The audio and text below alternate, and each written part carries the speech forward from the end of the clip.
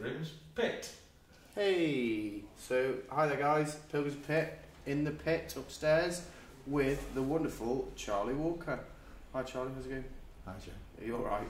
Doing my best. Doing your best. Charlie's coming today to plug and tell us all about, well you tell us Charlie, what is it that you've come to share with us? Okay, well, I guess I'm really concerned about the future of the world in terms of climate change and things like that. And I think that we're in a situation where we've got to do something really, really seriously to change things, or there could be chaos in 20 or 30 years' time. And, Drastic measures. you know, you're young enough to see this potentially. My children and my grandchildren will also be in the thick of it.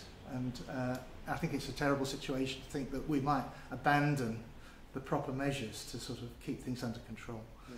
And there's a massive 150 plus countries involved in this climate change talks that are happening in Paris starting next week. And these are the ones that decisions have got to be made, or we'll lose another year. And this is the first time that the bigger countries like China and Russia are actually coming on board, because they realise now that it affects them too. And that they've got huge economies to try and maintain, and they're going to be part of this climate change developments, I think. So I'm part of this because I want to raise public awareness, and I want to make sure that people of Stoke-on-Trent have an opportunity to make their voice heard. And we're meeting on Sunday the 29th, this Sunday, at 1 o'clock in the Hanley shopping area. And the aim is that at 1 o'clock people are wearing black if possible, and they stop what they're doing and they get out of a poster and they just display a poster like that. And you've been drawing some more. I've been doing some more. I've got a range of phrases that I think are useful, and I've just been doing a few here while we've been waiting. So Charlie's been having a talk, but this so, general, yeah. Joe, you'd be one of the people, wouldn't you? You'd be on board with us. You'd be there at 1 o'clock, and at 1 o'clock you'd just stop what you're doing. You've walked out of Primark or wherever you are, and you're going to display that poster and stand there for 10 minutes, and people will see that. And this one's important. This is why I think that we're in a situation where the government isn't proactive. They'll be reactive. When there's a disaster, they'll be there with all the military and everything like that, clearing up the mess. But what happens if we get a super cyclone caused by climate change that causes huge waves that come in on the Thames? The Thames barrier won't stand a chance. And if you look at the map, and there's a website you can go on where you can see when there's a surge of water, how much of London will be wiped out by a huge tidal wave like that. And we're in a position where we've got to avoid this. We've got to avoid this. So I'm going to write one now, which is going to say proactive, not reactive. And I hope that'll be another one that people can use.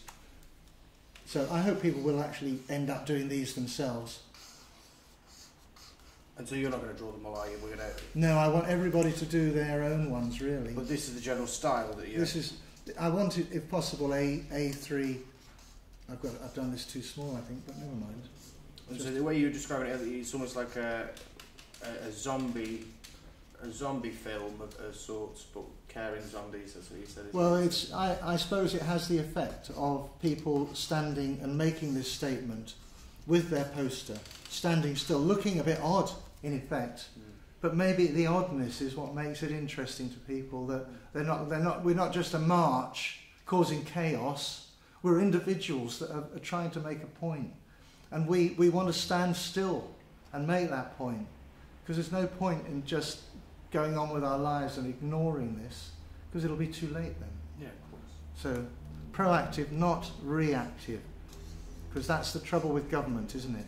They just don't get ahead of the game and spend the money before and do things at the right time.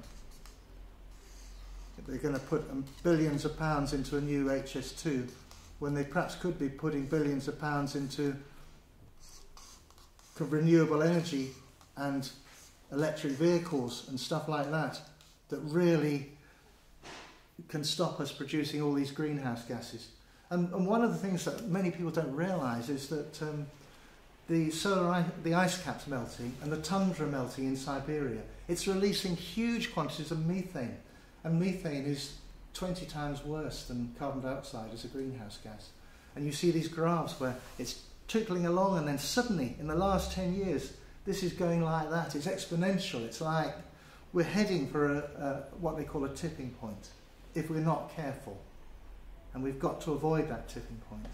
And even if it's just cleaning up the planet a bit, isn't it? So it looks a bit nicer. Well, we can do lots of things. We can go electric with our vehicles. We can eat less meat. We can stop having quite so many billions of cows everywhere that produce all the methane as well. We can think about thermal, heat pumps and things like this in our homes, where we reuse the energy from the earth. We just pump a bit of energy down and use it like a refrigerator in reverse. We should all have solar panels on our roofs. If you work out the amount of roof space there is on industrial units around Staffordshire, you could put solar panels on all those roofs and it would generate the equivalent energy of a big power station. What a beautiful thought.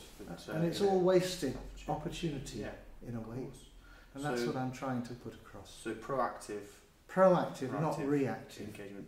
Beautiful. Government ought to be there.